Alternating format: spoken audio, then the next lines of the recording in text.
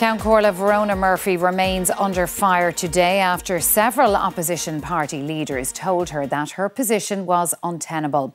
Taoiseach Micheál Martin firmly backed the Ceann Comhairle and accused Sinn Féin of a strategy of total opposition. Opposition parties have drafted a no-confidence motion in Verona Murphy. It's likely to be debated in the Dáil next week. A new day at Leinster House, but the lingering bitterness over yesterday's events was on minds as opposition leaders arrived to agree a joint approach. By midday, the scene was set for a move on the Ceann Comhairle's position. The standing order allows for Deputy MacDonald to ask the leader questions. The Ceann Comhairle must be impartial, fair and independent, and by your actions you have demonstrated that you are not. Your position is therefore untenable, so I ask you to reflect very carefully on this because you need to go. It's essential that Ceann Comhairle enjoys the confidence of both government and opposition. Clearly this is no longer the case, and I do think you need to reflect on that position. Opposition leaders accused the Ceann Comhairle of bias and collusion with the government. You have a duty to apply the rules fairly and impartially under standing orders. And Ceann Comhairle, I deeply regret to say that after what we saw yesterday, I do not believe you applied the rules in that matter.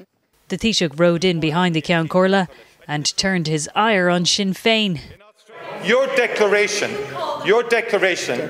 of a lack of confidence in the Ceann Comhairle is a further instalment in your overall strategy declared before this Dáil met of total opposition, and you will do everything to undermine the institutions of this state, which you've never been very loyal to in your long history. Verona Murphy did not address the threat to her position. However, one independent deputy's two-fingered gesture was also mentioned today. The Taoiseach said it was wrong and he called on Michael Lowry to apologise. The Tipperary North TD said in a statement that he made what he called an errant gesture under provocation, but he said it was taken out of context. It's understood that the Ceann Comhairle Verona Murphy is not minded to resign and she has the full support of the government. This means she will face a no-confidence motion in the Dáil next week. Sandra Hurley, RTE News, Leinster House. First elected to the Dáil in 2020, Verona Murphy topped the poll in the Wexford constituency in last year's general election. She was elected Ceann Comhairle in December. Conor Hunt now reports from Wexford on how her role in the current controversy has been viewed. Live. This is South East at 1. Sinn Féin leader Mary Lou MacDonald has called on the Ceann Comhairle Verona Murphy to resign. On the streets around New Ross today, the news of the latest instalment in this Dáil row reverberated. Verona Murphy has a base here, now under pressure to step down as Ceann Comhairle. There's clear support, but some criticisms too. I think she's a fantastic woman for what she's done. I also believe that if a crowd of primary school children behaved like everybody else has in the Dáil, every one of them would be expelled. I don't think she should resign. I don't think men like being controlled by a woman. I think she should step down, without a doubt. Yeah. Completely no control, lost control. I think she should step down because I don't think it should have got to that stage if she had kind of reined them in a bit. Close political colleagues say, though, Verona Murphy will not be stepping aside. She has faced adversity all her life, and she is, she's a seasoned campaigner, even though she's not that long in politics, and she won't be bullied or she won't be frightened by anybody. From New Ross today too, a clear message for politicians to get on with their jobs. Sit down, act like adults and get on with managing the country. Nobody's interested in their petty spats up there. Fix the country, fix the housing and fix everything else. Verona Murphy's time in national politics has so far been relatively short. It has though been eventful. Her election as Ceann Comhairle was a significant moment in Irish politics. We're now facing into another one. Conor Hunt, RTE News. Well, our political correspondent Micheál Lahan is at Leinster House this evening. Micheál, all eyes on Verona Murphy. Any indication this evening of where she stands in all of this?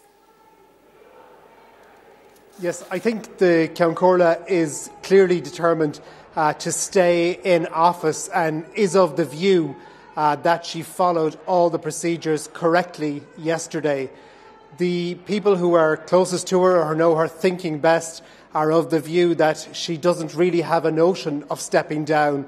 And in some ways, I suppose she will be buoyed by the support she is getting from the government, a clear sense that the government is now working on a confidence motion for Verona Murphy, which will be taken in the early afternoon of next Tuesday, and that they would have the numbers to win that. I suppose it is extraordinary, though, that this new Dáil has reached a situation where about 40% of its TDs don't have confidence in Verona Murphy, don't believe that solemn declaration that she took upon taking office, that she would apply the rules of the House in a fair and impartial manner, that was done yesterday.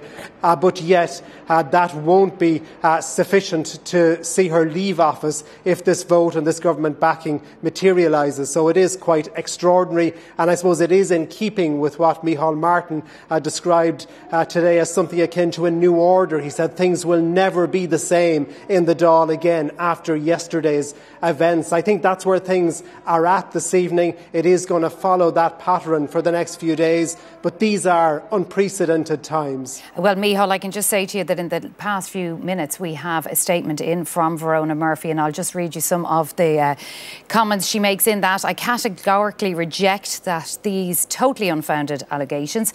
I have at all times followed the correct procedures of the House and the advice of the impartial officials present. The Clerk of Dáil Éireann has independently prepared a report on yesterday's proceedings detailing the procedures followed. It has been laid before the Dáil, and accordingly it is a public document. She goes on to say, I fully intend to continue to carry out the onerous office to which I was elected in accordance with the solemn undertakings I gave the Dáil upon my election. And she says she calls on every member of the House to reflect on and abide by their own constitutional obligations, to refrain from disorder and to respect the rights and dignity of every other member of the House itself. What do you make of that statement, Micheál?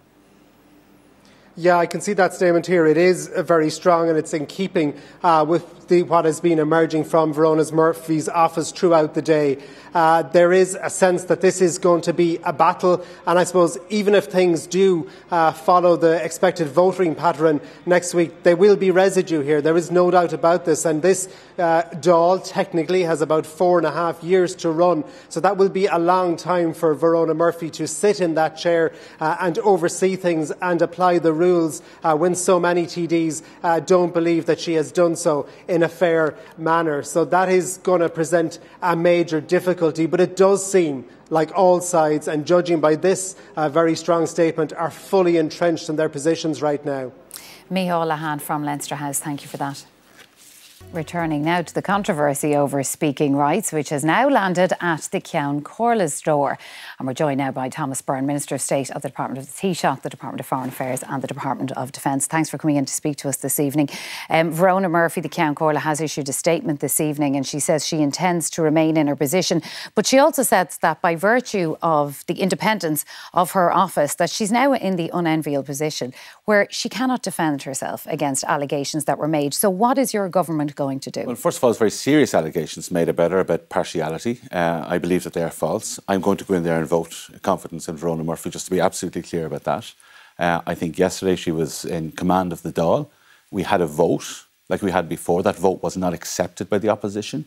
They shouted, they bayed, they caused huge disruption to our parliamentary democracy. And I have to say this, I think every opposition party, we've Sinn Féin and their B-team allies, they have to be put to the pin of their collar and asked, will you accept the result of the vote next week, finally, once and for all? Whatever way that goes, because I tell you now, I will accept the result of the vote next week, whatever way it goes. So the government is going to back Verona Murphy in this is all happening very quickly, but yes. that is my position, absolutely clearly. We will be backing Verona Murphy next week. It is unprecedented that this would happen.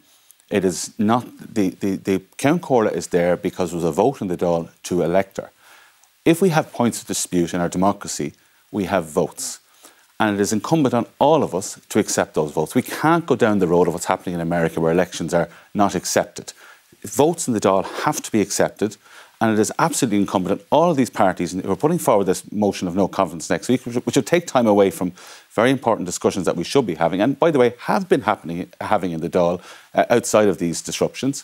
They need to be asked, will they accept the results of these votes? But how can the government support the Ceann Comhairle? How can they back her if, based on yesterday's vote, 43% of the House don't have confidence in her?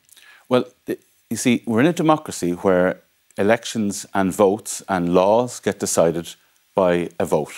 And the vote is the 50% plus one. That's the only way. Doesn't the Ceann Comhairle need to have confidence from both sides of the House? What provision of the Constitution are you reading that she needs a supermajority? It doesn't say that in our Constitution. The Ceann Comhairle is a constitutional officer in the same way as a judge. Now, we've gone from Sinn Féin in a previous life not recognising the courts and judges and their decisions, and now they're not recognising effectively the Ceann Comhairle and her decisions, and indeed the Dáil and the way that it votes. We can only decide these things by election.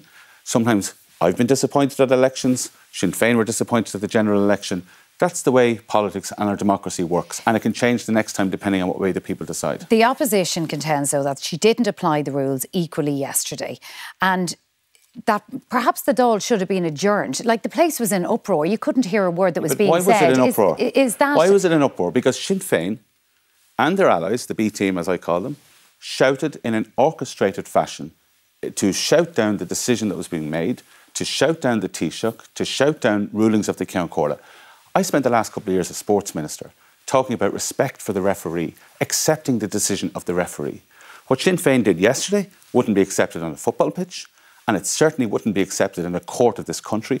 And the Ceann Comhairle, no matter who the person is a constitutional officer in the same way as a judge of this country. And I think we've got to a position now where the opposition, it's within their rights, it's unprecedented, it's within their rights to put the vote next week, but let's move on with the democracy. We won the vote yesterday by 20 votes. So there's a significant majority of Dáil Éireann wanted to change the procedures yesterday, and that's the decision that was taken. Are some of your own backbenchers uncomfortable with the lengths that the Taoiseach is going to change the standing orders? I doubt it very much, because we had a debate today on the triple lock that the Social Democrats put forward. Under existing standing orders, Fianna Fáil and Fine Gael backbenchers can't take part in those debates.